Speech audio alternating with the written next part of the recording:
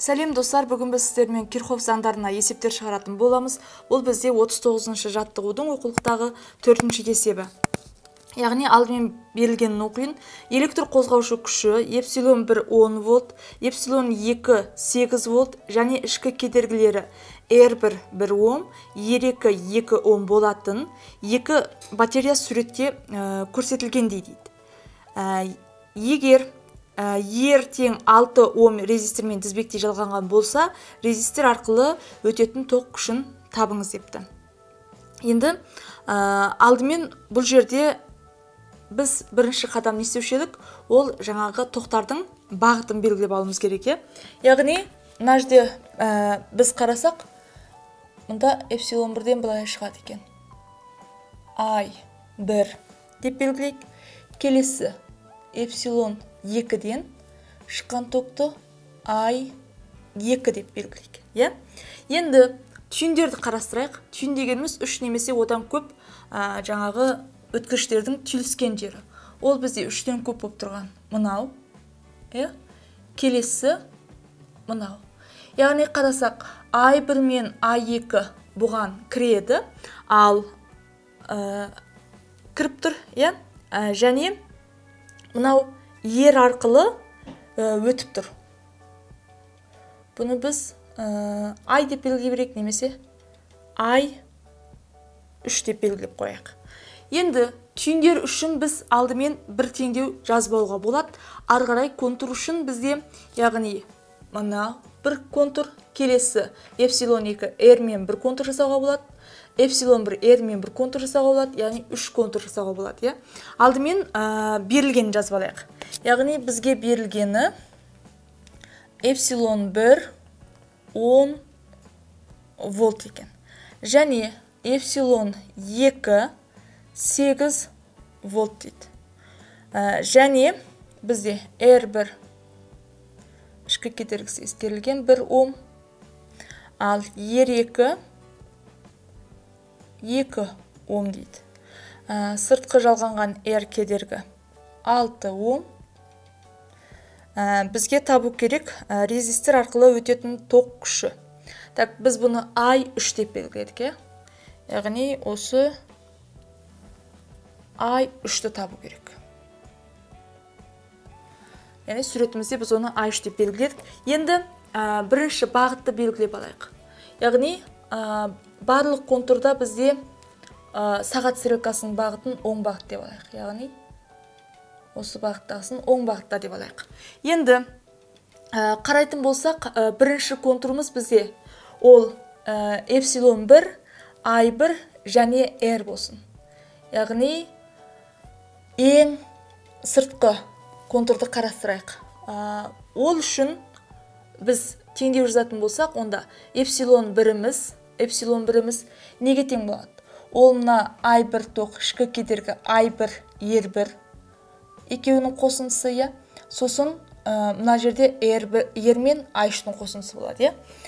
Сонда бірінші контур үшін жазсақ, эпсилон 1-іміз ол тең болады I1 R1 қосамыз I3 R. Ал келесі бізде екінші контур үшін жазсақ, екінші контурды біз мына контурды қарастырайық. Сонда эпсилон 2 мен R-ден құралған, ол неге тең болады? I2 R2 қосамыз I3 R-ға тең болады екен. Енді түйіндер үшін жаңа айттық, яғни екі түйін бар, бір және екінші түйін. Бірақ бізге егер екі түйін болса да, бұл жерде бір түйінге жазған теңдеуіміз жеткілікті.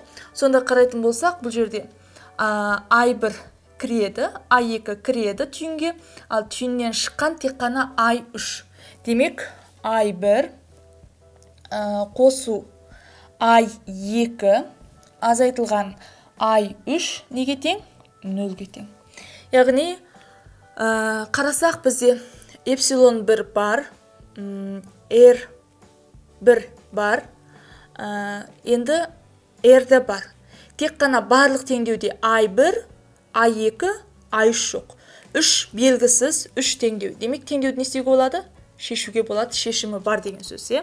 Енді бұл жерде контур бойынша теңдеу құрған кезінде бір ескере кететін жайт, яғни біз мына эпсилон 1 мен R-ді қарастырдық, эпсилон 2 мен R-ді қарастырдық.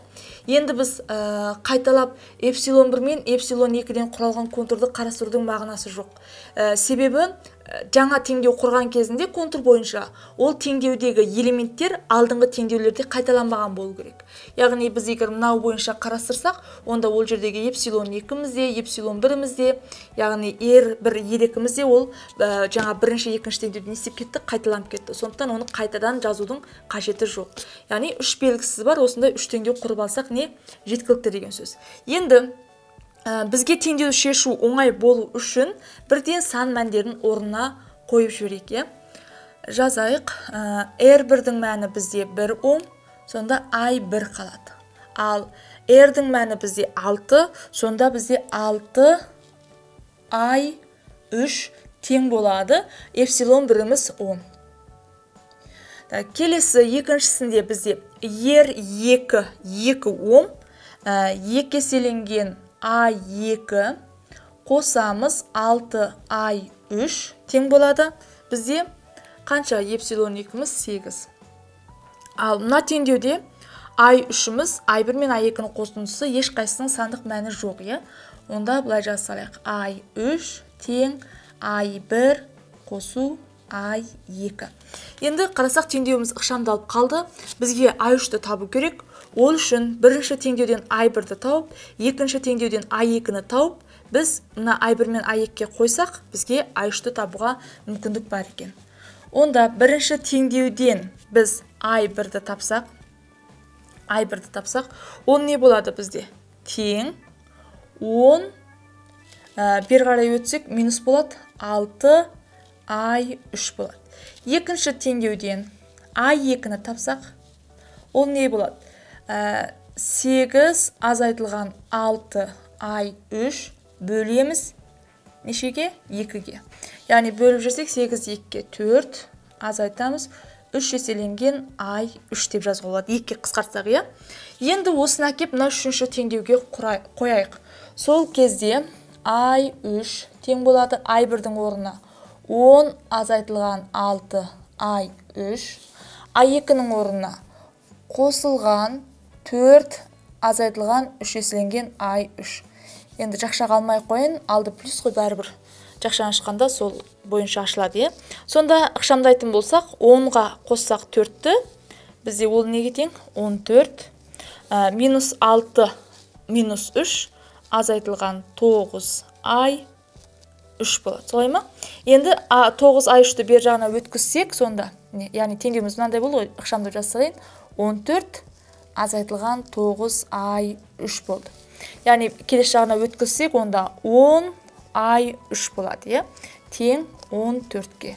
Осы жерден I3-дің өзін табатын болсақ, 14 бөлінген 10, яғни 1,4 ампер шығады екен. Яғни мына резистор арқылы өтетін тоқ 1,4 амперге тең болады деген сөз. Яғни балалар, Кирхофтың ережелері бұл бізде күрделі тармақталған тізбектер үшін қолданылады. Яғни жай толық тізбек үшін Ом заңымен бұл есептерді шығара алмаймыз. Сол үшін Кирхофтың екі заңын пайдаланып, біз есептерді шығарады екенбіз. Балалар, сіздерге түсінікті болды деген ойдамын. Түсініксіз жері болса, астына пікір қалдырыңыз осы видеоны, мен сіздерге жауап беретін боламын. Келесі сабақта кездескенше сау болыңыздар.